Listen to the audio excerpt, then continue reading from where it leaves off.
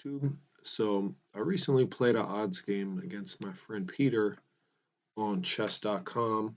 I'm definitely a lead chess guy, but chess.com did like this feature where you can play against someone of any rating and it'll give you odds based on fair. So I guess if there's like a 400 point difference, it'll maybe give you a piece. If it's like a 150 point difference, it'll give you a pawn. So in this case, it gave me three minor pieces off, which is quite a disadvantage. So I'm just going to go over the game and share my thought process and talk about how to play if you're the one who's giving material and how to play if you're the one who has material. Quick story, actually, when I got into chess, the kid who taught me to play, well, I knew how the pieces moved, but I was not very good. He actually beat me with a knight off over and over and over and over again, which he just definitely inflamed my ego and gave me that drive to beat him. Um, and yeah, when you play with material odds games, you realize how important tactics and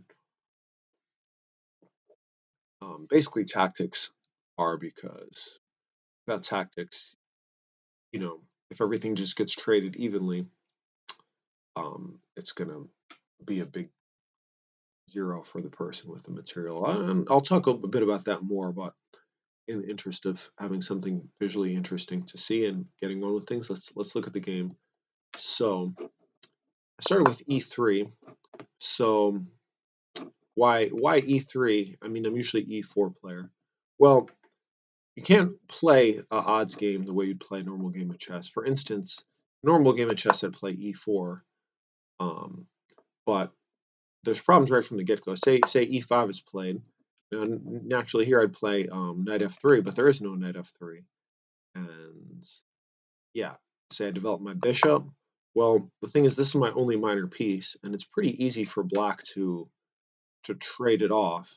For instance, even say d6, say a castle.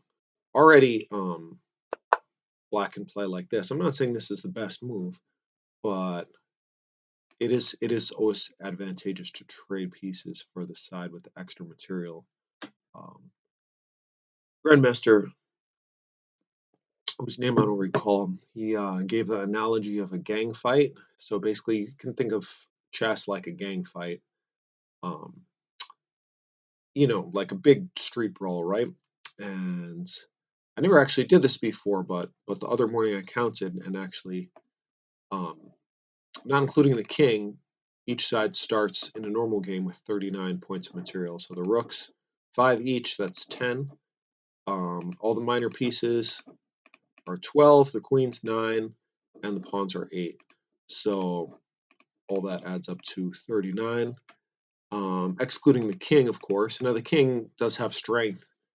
I mean, mostly the king's a liability, especially in the opening and middle game. But in the end game, when the king can kind of venture outside his fortress, they say like his strength is probably about comparable to a knight or bishop, maybe a little weaker. But because even though he's plodding along in one square, he can move anywhere. So with that said, yeah, it's in black's interest to trade the pieces. Now I could try to avoid a trade. I could give a check, but then that's just going to allow black to develop more, and you can kick me a lot easier without worrying about creating weaknesses when I don't have any knights to hop into the weaknesses. And yeah, for instance, say I just develop here, and there goes my bishop, and now I have only minor pieces. And again, I'm not saying this is at all best play for black, but the nice thing about being the one with the extra material, you don't really have to um, have that stress of worrying about making the absolute best moves. You just have to make sure you don't make serious blunders where you're losing material back. Even better for black, say, for instance, if I play e4, I was looking at this with the computer, and it's d5. So this, in a normal game of chess, is called the center counter defense or the Scandinavian defense. And It's considered a little double-edged because the queen gets kicked around. But in this instance, say white takes, queen takes back. Look, there's no knight. This queen's not getting kicked around. In fact, this queen is really dominating without the minor pieces. For instance, I'll just make a few more moves, say d4 to get this bishop out. These would all be perfectly fine moves in a normal game of chess, but here, knight c6 already puts pressure that's almost impossible to stop already. Remember, no knight. Um, so the only move to defend the pawn is c3. Now white gets another piece out. Notice, I mean, black gets another piece out. Notice white doesn't have any pieces out. Well, he would only have one piece to get out anyway. Um, say queen d2, trying to castle queenside. Again, not the best move, but it just showing how difficult it is. And then e5, just blasting over the center. If white takes, well, queen trade is about the worst thing you can get in yeah, to use the gang fight analogy, basically. So in the beginning of the game, it's 39 on 39, right? Because I'm giving three pieces, it's 39 on 30. But every piece that gets traded will make it harder and harder for um, the weaker side, the side with less material. Like think about it like this, right? Say it's like a big street brawl and there's 39 guys versus 30, right? You'd be like, okay, well the side with more manpower is going to win, right? But you wouldn't be totally shocked if the 30 guys like pulled off some like Trojan miracle. That 300 movie anyway. It is possible, but now instead of 39 on 30, imagine you got 12 guys fighting three guys, right? Unless you got three Bruce Lees, like yeah, the 12 like the three guys are just going to get destroyed um, because there's less chaos and they're just they're going to be pins down, they're going to be trapped. Um, it's just math, and of course, like three guys on one, even though it's only 2 points of material now, it's just going to be bad. So this is why you want to trade as a side with more material. And another thing is you can see this position is wide open. So when you have the extra, when you're down the material, you want to try to keep the position locked up. So this is just one example. If I don't take, say I castle, well, if I castle queenside, I lose this pawn, and this is going to be really bad news for me. And how am I gonna castle kingside? Because I can't move this pawn; it's pinned. My only minor piece, oops, is tied down by the queen.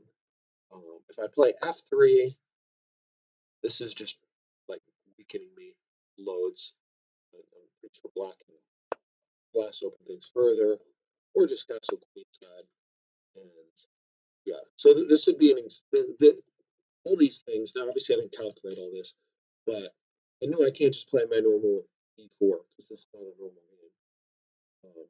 I played e3, which goes into my next point that when you're the side that's material down, you want to try to keep things locked up.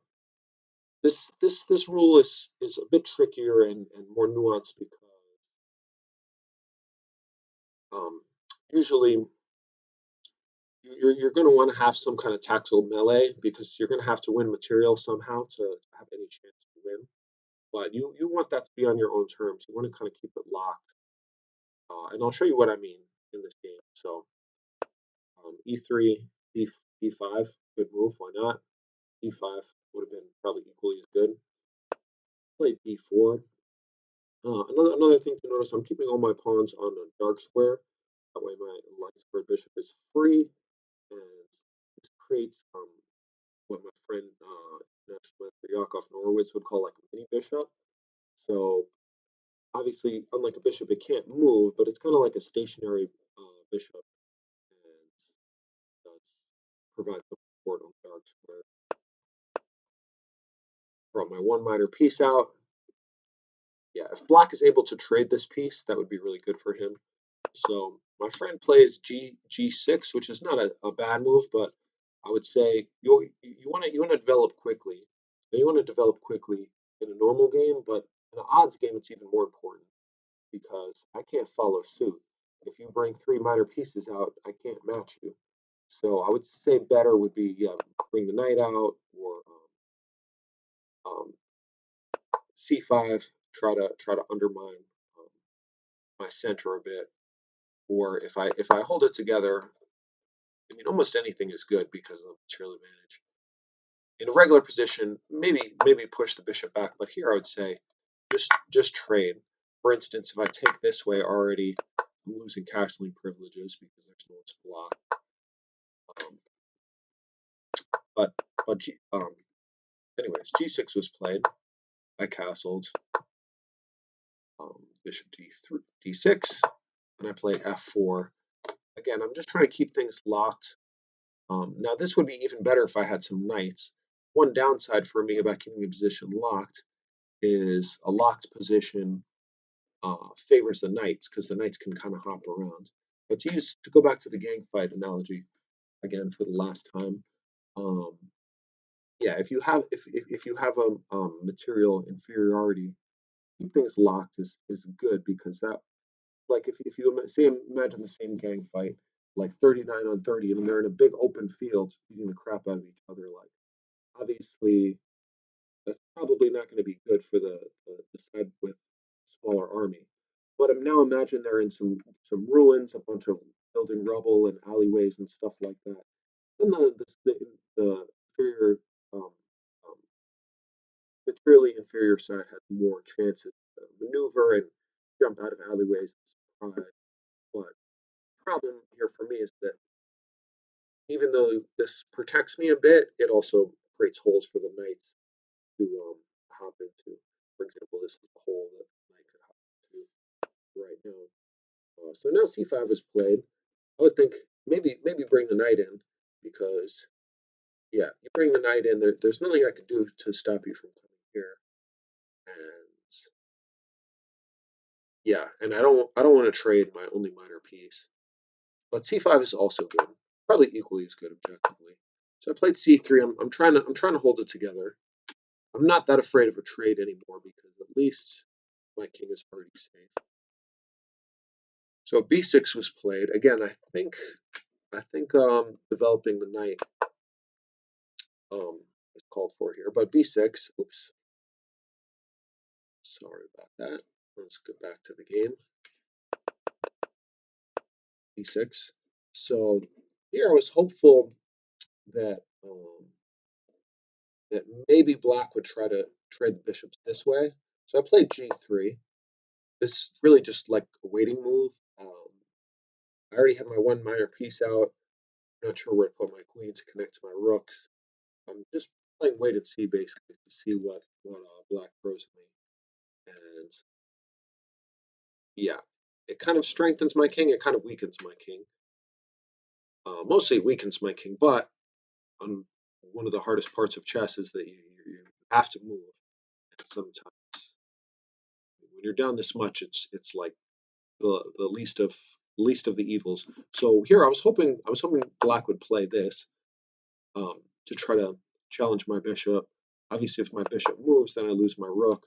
This is a common, you see this in this type of structure, the French defense type structure, that black will try to get rid of the so-called bad bishop by trading it off this way. But here it doesn't work because I can take and give this check and then take the knight.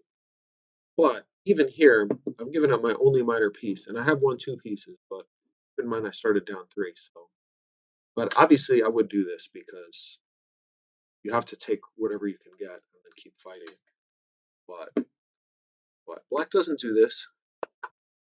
Um, he plays here. So again, if he's going to put the bishop here, I'm not sure why b6.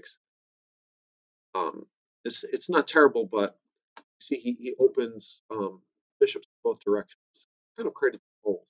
But again, I can't criticize too much because there's not a lot of ways for me to take advantage of these holes because he has the pieces to cover them all, and I don't have the pieces to attack them. Anyways, so queen f3. So I'm doing my best. My idea is, say if black here plays this move, then I can take. And if he back, I can take the rook. Yeah, even here, this is far from ideal because now I've only won an exchange, and he has one, two, three, four minor pieces. I don't have any. I do have two rooks, and yeah, if he just develops here, I think I have to trade queens. Let's see if I try to wiggle away. Well, I'm not quite trapped. I can go back, but here after this, no, no, no, not. You can't do that. You can't do that because I'll take the knight. But basically, yeah, trading queens is the last thing I want to do. And actually, yeah, he can force me to trade queens like this. I can't get away. Can't take this. So yeah, and now these guys are just going to be like monstrous insects crawling all over me. And yeah, without a queen to create tricks, it's going to be really hard. So that's another rule of odds chess. If you trade queens when you're up material, or any kind of chess, trading queens when you're up material is usually a good idea. Um, but I gotta try to do something. Another idea I have is maybe e4 and try to take advantage of this rook before the knight move. It's not something that should work, but gotta try something. Also, I'm almost finished my development. That's one good thing about starting material down is it's easy to finish development of my rook here. Maybe I can have some dreams somehow, like pushing on. But realistically, it's not going to work because black has tons of pieces. Okay, knight h6 now. Again, I think more to the point would be knight f6. Um, trying to hop in this hole. Now that would lose a pawn, but even losing a pawn, say for instance, move my rook in, even this is viable. Because if I take, queen takes, bishop here, black's giving up a pawn, but again, no minor piece. My king is very exposed, and this should be really bad for me. But not only that, black doesn't even need to hop in right away. There's black can support it like this. And I don't really want to push here, even though my rook is opposite the king. Well, for one thing, this would just be, this is just a fork. And I'd have to give up the exchange here,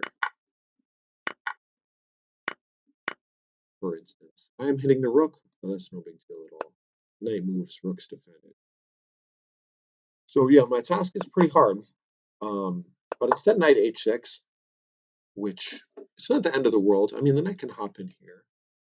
Um, but it's doing a little bit less than it would towards the center. So I decided to push right away.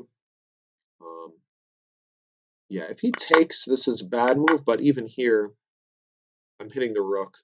Even here, it's you can see that I have one piece, but again, black still has two pieces. And now my king is exposed. And I don't think he can force a queen trade in this instance, but yeah, he's going to get ready to open the position, bring the queen in. My king is really sitting duck here. But again, I got to try for something. But he doesn't take. He plays defensively here, which is correct. Why give up anything, even for a better position? You got three pieces. Let's keep them. So now he's threatening to take me.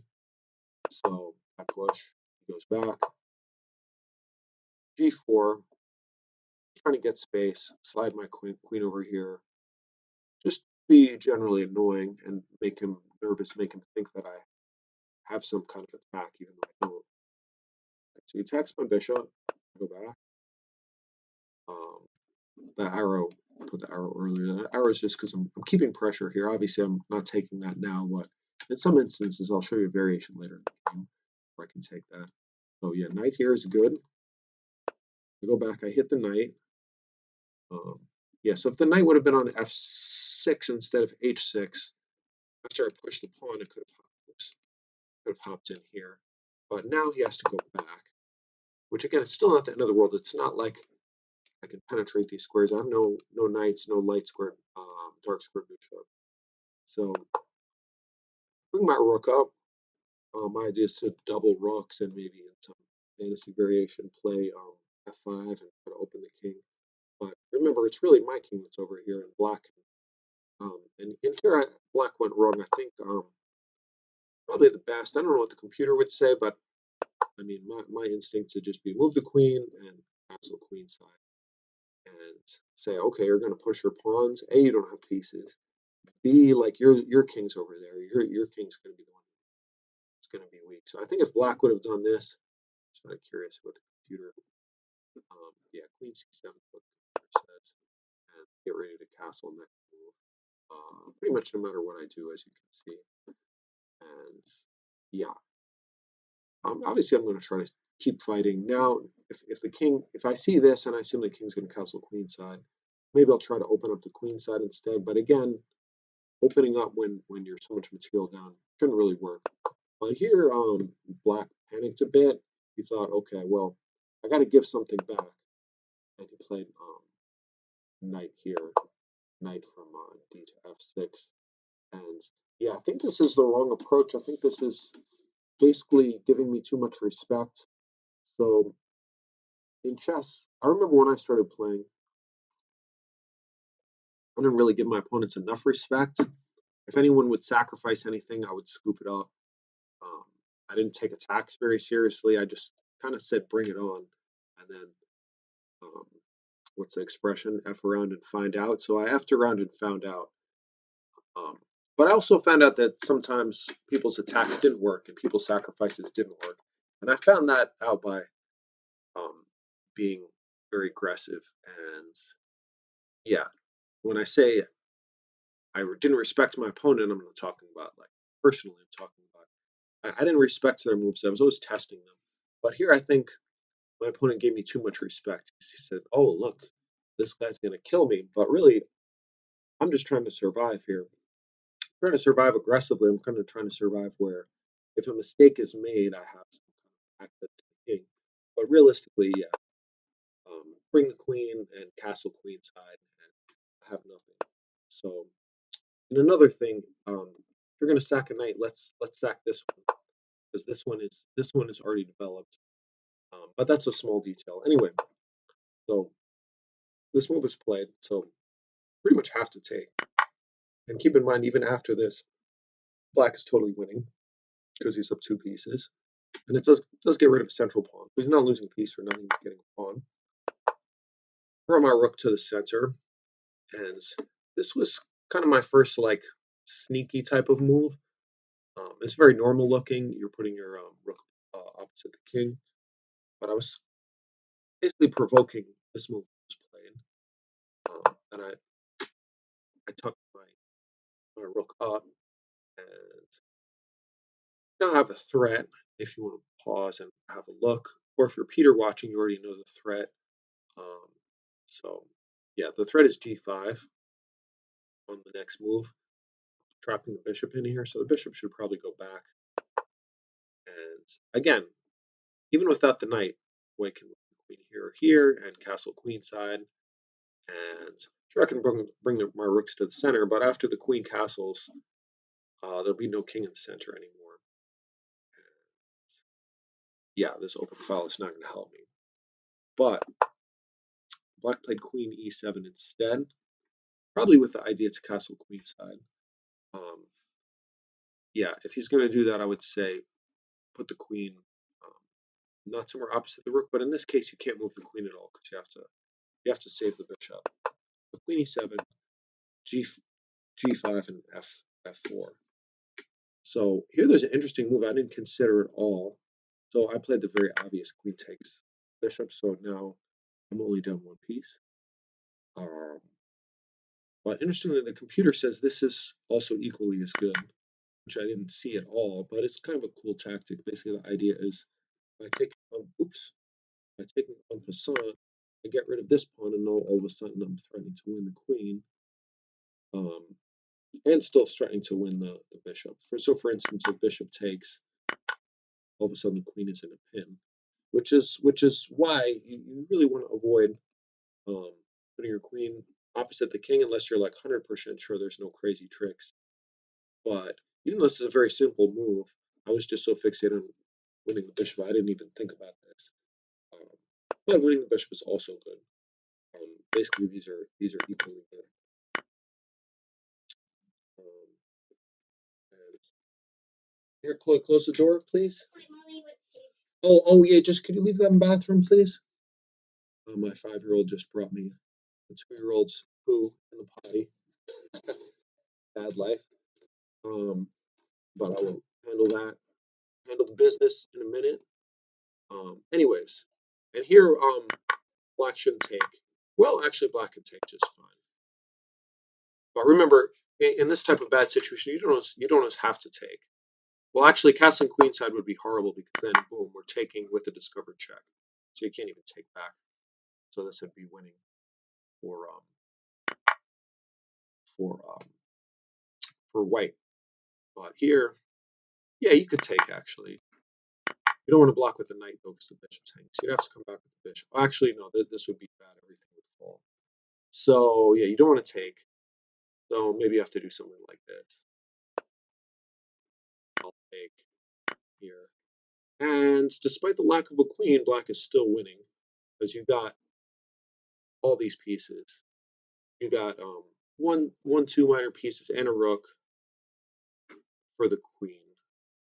So yeah, black's a bit better. Plus my king is exposed, although his king is also exposed. So that would have been a crazy line. And if I would have seen it, I might have played it because it makes things more unbalanced and chaotic. And when you're material down, especially if you're like the stronger player in the game, and you can get rid of your opponent's queen, having a queen is going to just create more chaos and more to exploit. Queens and knights are the trickiest pieces to maneuver around. So if you can keep those, obviously I can't get any knights unless I queen and get one. But anyway, the bishop. Black finally castles, so this is a good move. I came back to put pressure here. Rook d6. Um, yeah, rook d6, rook e8. I think I like rook d6 a little better. Um, now here I actually thought for a minute, this is a very kind of obvious move, putting more pressure, but I thought about um, rook here. Oops, should have got rid of that arrow. This move doesn't seem to make a whole lot of sense at all. Why am I going off the file? Well, the only reason I am is for a cheap trick. Say black makes a random move, I can hop in here and hit the rook. Now I'm not winning the rook, but I'm winning another knight. And here, um, yeah, basically, finally I've equalized the position. I got all the minor pieces that I started off missing, and yeah, it's basically equal. My bishop's a little better than his because his bishop's blocked in by the light squares, but my king is also pretty weak. And so, but I decided not to do that because this is not really a good move. It's good to go for tricks, but good to go for tricks with a good move that if your opponent plays well, um, then this would still be a good move. But yeah, black can just play h6, which is a great move. He's threatening to take here, expose my king. And now, if I do the same thing, it's no big deal. The rook can just get out of the way. And yeah, I have nothing. He's threatening to take here, which would be really bad. Um, expose my king. So I probably have to play here. And yeah, he could take. And now his rook is near my king. It's still a bit awkward for black. Um, his knight is still bad, but keep in mind, he's not afraid of trades. So he can come here. If I trade, that's good for him. He's up a piece. If I move back, yeah, he can come. And it's putting pressure here. Um, yeah, this bishop and knight are not perfect, but eventually they're going to maneuver around. And it would take a long time to get into the square, for instance. But yeah, a black can also like play rook here, rook up here, rook over here, and just have a battery. Batteries when you got like a battering ram, like all the major pieces lined up on my king. So this wouldn't end well for me. Now it's very possible that black wouldn't have seen this threat, and then I could win the last piece, but I didn't want to play that way. So let's put more pressure. Bishop b2, excuse me, bishop b7. Now I played b3. So I want to open up The queen side, where black's king is, h6, good move, best move, h4, and yeah, if he would have taken and take here, my queen's defending this pawn. If he attacks me here, probably I'd play here, and yeah, it's getting dire now though. Wait, black can move his queen somewhere. Again, I'm not saying this is necessarily the best move. That defends this pawn, and yeah, now he can finally get his knight out to here and here. If I trade, that's another piece I'm down, and yeah, okay, I can take this pawn, but yeah, black's gonna consolidate his position. So okay, so b5. I played a4. Um, yeah, just to I want to open up black's king by whatever means necessary. He plays a3. If he takes this way, I would probably take this way. Even though this gives him an outside pawn, it opens like this line king, so that's probably what I've done. Yeah, although it's still tricky here because if I move my queen array trying to attack, then he can open this up and bring the queen over, attack me. So it's very double edged. He played a6 though, so I took takes, and now he gives me his last piece. Well, his last piece I'm up. And again, I think yeah, I think Peter's really he's given it to me too easy. He's just saying, well, you're attacking me. This knight is like really stuck, and yeah, you're probably going to win it anyway, maybe, but yeah, you just can't think like that. I think I'm not sure which way to take back, but you're going to want to take back, and then um, I really don't have anything, honestly. Yeah, I move my queen over to try to attack you. It looks a bit scary. For instance, let's look at the queen a1. Um, yeah, the king looks a little naked over here, but the king can actually run away. And yeah, you can see with these lines, king's actually going to be pretty cozy on the king side. Yeah, the queen can come back, offer to trade queens with me. Then the knight could finally come out to a good square. And yeah, this is kind of like castling by hands, but the rook is actually better here because putting pressure on me when these pawns are trading, and black is better. So by giving me this knight, yeah, now things are finally about equal. Like black doesn't have an advantage anymore. Now I took, and here's where, yeah, things really went wrong. So black took back, and my friend said after the game, he said, "Well, I thought I'd take my chances with a queen down, but yeah, you really don't want to be queen down." So yeah, he took my rook here, and yeah, better to not give up the queen. Say yeah, something like this, and okay, this is also better for me now because I can penetrate into the position. And finally, for the first time in the game, I'm not really afraid to trade. Although I don't really want to trade because it's still equal pawns. I want to get some action with the rook or something.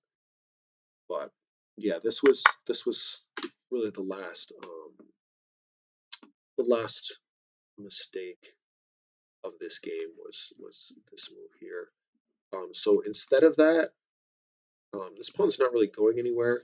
I mean, I could try to defend it, but remember, my king, my king, my king, attack me. So yeah, g5, and if this would have been played, I think the engine says like play a rook move or a defensive queen move, but I would have come here, and the engine I think says black is a little bit better here. I'll just give some moves.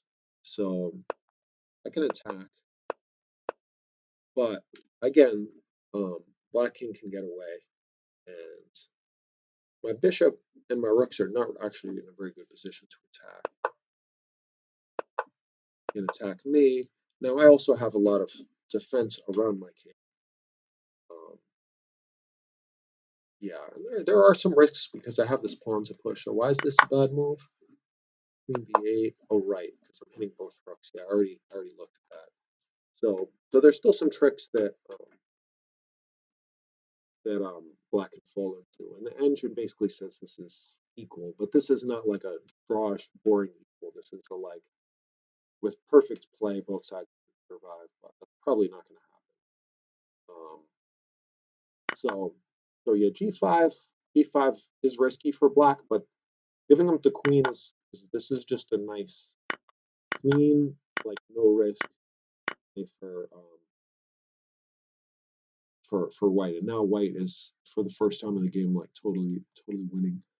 Because the queen's just going to dominate these rooks, and with the extra bishop.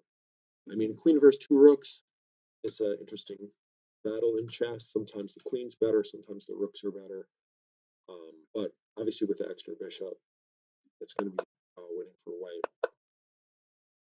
So yeah, I finally my bishops hasn't been really doing anything the whole game. So finally, my sole minor piece can get a job, get something to do. He checks me, but there's no real follow up. If, for instance, he had his king was like tucked away here, and his other rook was here, he could play here, pin my queen. But the rooks, one thing about having two rooks, you want to have them. Oops, sorry, clearing the line. You want to have them connected. You want to have them coordinated, and here they're really separated, and the king is exposed to a lot of checks. Um, so yeah, he played king d8. I brought my queen in, so now I have two threats. I have this threat with checkmate, and then I have this threat um, winning the rook. And it's really hard to meet all the threats. Um, yeah, he can't play here because I'll just take. He could try to play here to get out of the fork and defend the mate. Um, yeah, but then I have this move to win the rook anyway. So yeah, it's really tricky. So he defends the mate like this, but then I check and win the rook. And yeah, black resigns here. So yeah, the main takeaways from the very beginning is yeah, don't play g6, don't play b6. Um, these are small matters, but really just yeah, get your pieces out, get all your pieces. Try to trade off this bishop. You can really get in my face because I'm never gonna take you. And yeah, and then yeah, again b6 not the best, but not terrible. And yeah, instead of knight h6, knight here would have been better. But the main mistake, yeah, giving me the knights for free was the main mistake. Because yeah, there's no reason you don't have to give me anything. Let me push you, and then if you have to if you have to give up a piece, ideally for two pawns, not one, then so be it. But really, there's the pressure is not what you think it is. There's not really any pressure castle queen side, and I'm just kind of struggling, like throwing moves out, hoping for a miracle, really. So this was the first mistake, and then not seeing this threat was the second mistake, and then the third mistake was not taking. So you're giving up a piece, but you get three pawns. And look at my king. My king has no pawn cover, and you're still a piece up, but you're not just a piece up. You're four pawns up. So yeah, and again, this is I forgot whether I showed these lines, but I don't think I did. But there are some crazy lines here, and white does have some tricks, and white does have a lot of defense from his king. For instance, yeah, the queen should go back where it's defended, and yeah, castle queen side, bring the knight in and knight in. But white can go a little bit wrong. For instance, yeah, say he gets greedy and takes this pawn. I have a cool trick is taking this g pawn with a discovered attack on the queen. Say the queen moves somewhere out of the way. All of a sudden I have some tricks. And now white is winning on his pins. It can't take. Um, yeah, and yeah, this bishop's going to fall. The rook is going to be hit. So it's not without risk, but you don't even have to check me if you're nervous about that all that. Um, could go back. You could even go yeah back here. Well, that's probably a little less good because you might have to go to some awkward square like this. But again, um, there's no way to really stop you from castling queenside. I mean, I could try, um, but yeah, I have you got all these pieces and I don't. That's really the end of the story there. So that would be I think the fourth mistake. And then yeah, giving up the piece. The black's still winning. And then yeah, and then giving up the other piece. Yeah. Again, there's no you don't want to give me this for free. Um, just take back and come what may, I can try to get crazy, but you're cozy here. You're cozy. Move the queen, move the knight. I mean, it's easy for me to say um, after the fact because it does feel like pressure, and there is pressure. There's legit pressure. Like for example, in um in this position we looked at, like here, there's tricks, but the tricks only work because of this exposed queen. Um, yeah, for instance, say you go here, yeah, there's no tricks here now. Um, yeah, there's nothing cute. The main way to get in trouble is to maybe be too aggressive, but being too passive is um, probably even worse. Um, yeah. Oops. So that's oh yeah, that is the game. And then yeah, where were we? Oh yeah, here, yeah, giving up this pawn, and then the final mistake was taking here, and yeah, letting me break through. You just want to make it as hard as possible to break through. Um, so yeah, that went on longer than I thought, but hopefully it was useful to anyone who's playing odds chess. Yeah, it was pretty fun. Um, just definitely makes you think about chess differently. But yeah, I'd recommend it to improving players because yeah, they say it's nothing's harder than winning a one position. But this will give you a lot of practice, and it'll give you practice against a stronger player who's gonna be good at defending. But I mean, if you win, you still win, um, regardless of the material, and you get to practice winning with material up, which is quite difficult. I mean, I've had tons of games, not just blitz games, but even tournament games where I'm up, a pawn, two pawns, and I still lose. And of course, some of the most satisfying games I've won. I had a game in New Jersey. I was like playing another player around my strength. I was about 1900 at the time, and played the opening terrible. I was down a piece from like move eight, but I just kept fighting and fighting. Eventually, I created a pass pawn and I won. So those type of wins are very satisfying. Um, anyway, thanks for watching. Hope this